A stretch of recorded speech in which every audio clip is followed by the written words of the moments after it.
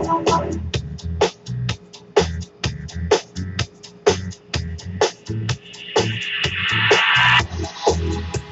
funny how I find myself in love with you. So yeah, that's No Doubt's remake of It's My Life, because for some reason I don't have actual It's My Life from Talk Talk on my mix, which I gotta take care of. Gotta find that added. Anyway, that's relevant to today's GM's tips and trick thing I'm gonna go into. So it's been a little while. Stuff. I was supposed to do my weekend wrap-up roundup thing on Friday, but Friday just turned into a whole bunch of other stuff going on. Actually, I've been getting some gaming in, okay? Is that okay? Is it okay if I actually game? Thank you. Appreciate that. But here we are again. Big R's Vlog. The return. After a few days. Although, I'm going to be on the road again coming up here.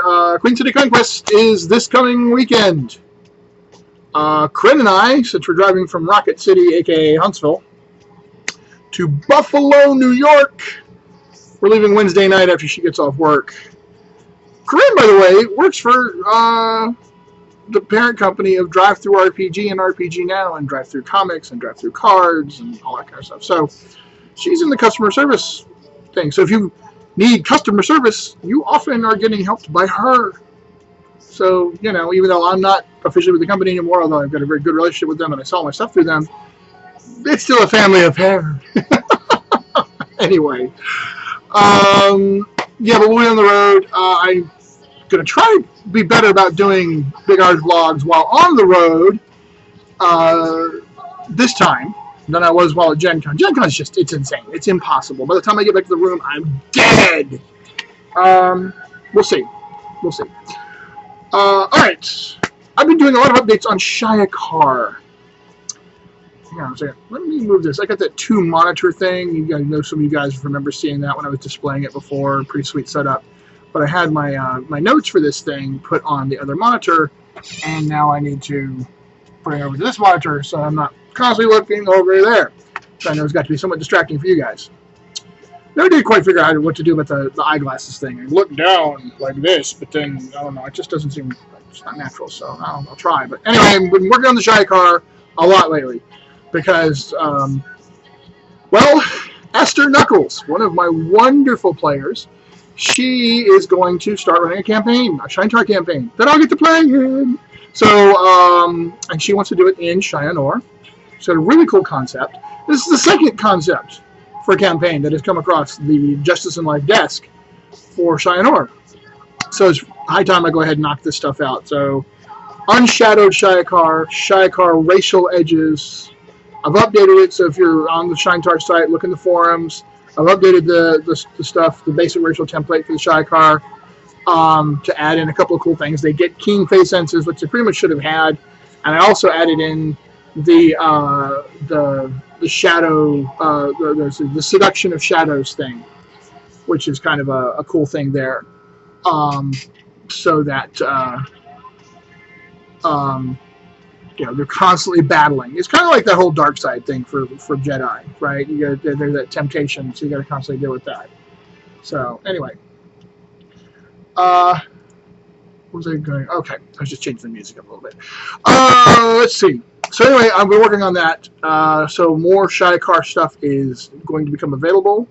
I just want to make sure you guys knew that. Rob Adams, let me know if you're still doing stuff, and I will get it sent to you when I get it done. GMs for Justice in Life, this is a call out to you to please do your plot hook summaries. Get them into that forum that I was talking about. Great that you guys are doing reports. Very happy about that. Thank you, thank you, thank you. But almost more important is the plot hook summary section, because it's just going to make things a lot easier and everybody trying to coordinate with each other. So I have a nice little bullet point list to go to real quick to wrap all the stuff in. Look down below. There will be linkage to specific place for you to go to and click, click, click. Just a little bullet point list, nice and easy, right? All right. We're talking about Numenera today. Hang on.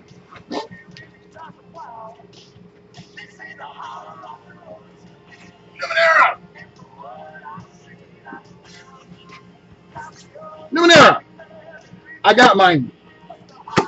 Yes. As I posted in my Sean's video the other day, if you read it, I love Monty Cook. He's a great guy. We get along great. I wish I had more chance to actually hang out and get to know him better. Our paths cross all too rarely. He's a fantastic writer and designer. I love his setting work. I've not been a big fan of all of his stuff, though, because he's a D20 guy. Or that's what he's been pegged as in recent years. And I'm not a D20 guy. Except now I kind of am. Only because Numenera uses a D20, but it uses it in a very different way. Numenera is an important game. It is easily one of the most important games of this decade. And frankly, simply one of the most important games I have seen for a long, long time. Monty had a vision. He went through everything correctly to get that vision presented in this game. It's a beautiful representation of the Arthur C. Clarke quote. I'm paraphrasing at this point, but any science that's sufficiently difficult to understand is indistinguishable from magic, which I know completely mangled that. But you guys get the idea.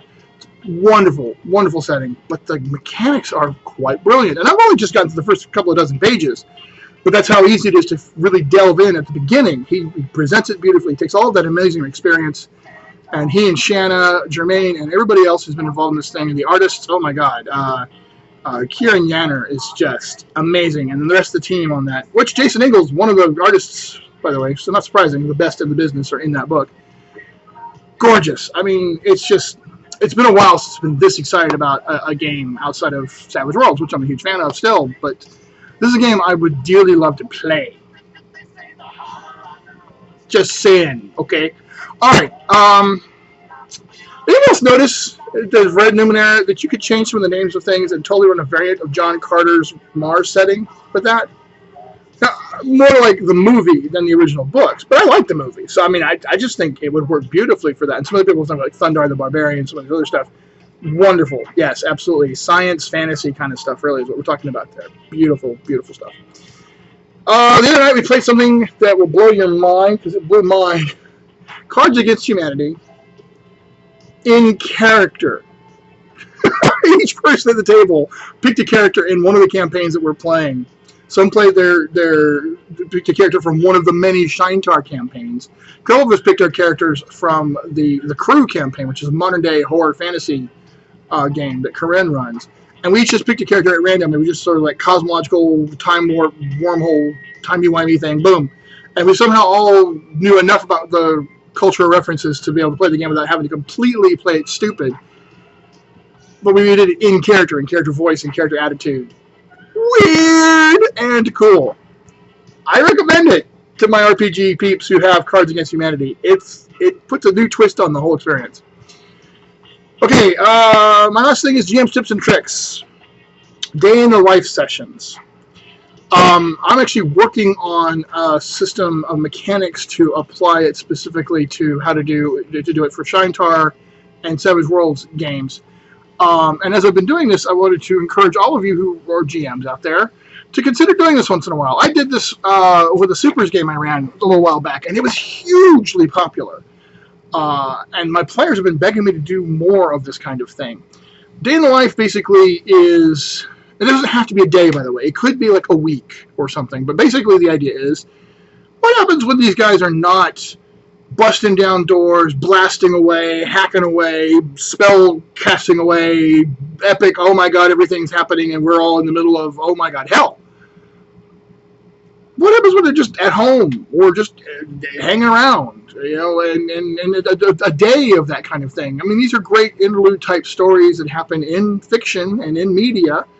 They work really well for role-playing as well, especially if you've got a campaign that's been going on a little while. I mean, yeah, you want to keep the excitement up and everything like that, and the pacing is important. But after your characters have had a chance to really establish themselves, the players really enjoy opportunities to spend a bit of time, and sometimes an entire session, just being the character.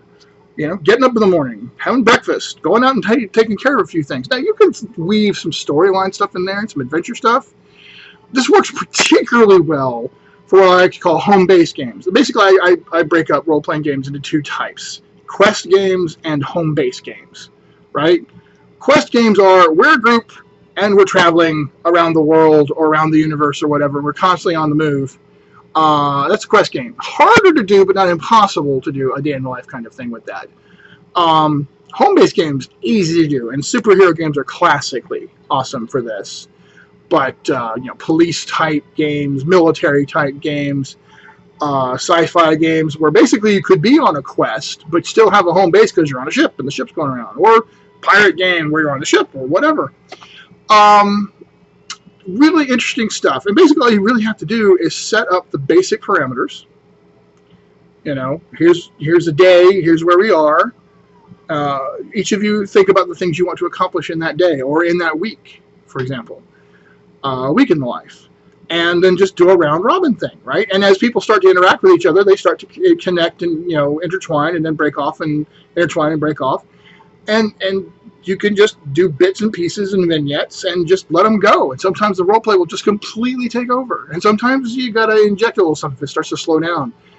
Remember the classic rule, and this applies all the time, when all else fails, a shot rang out, which is one of my, GM tips and tricks for if you don't know what else to do, have somebody shoot an arrow or swing a sword or fire a gun or cast a spell or something and let a battle just kick in. It could be just a random thugs ripping somebody off in the street and the heroes jump in to help. It doesn't have to be anything elaborate. It doesn't have to be tied into a major epic storyline. Just throws a little action into the situation to juice it up a bit.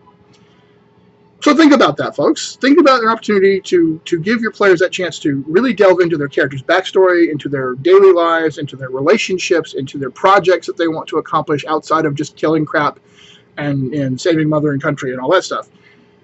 And give that a shot. When I get the mechanics and everything like that figured out for how I want to do my own day and week in the life stuff, I'm going to post it somewhere. It's going to get published somewhere. I'm not sure where, but anyway, I'll get it out there.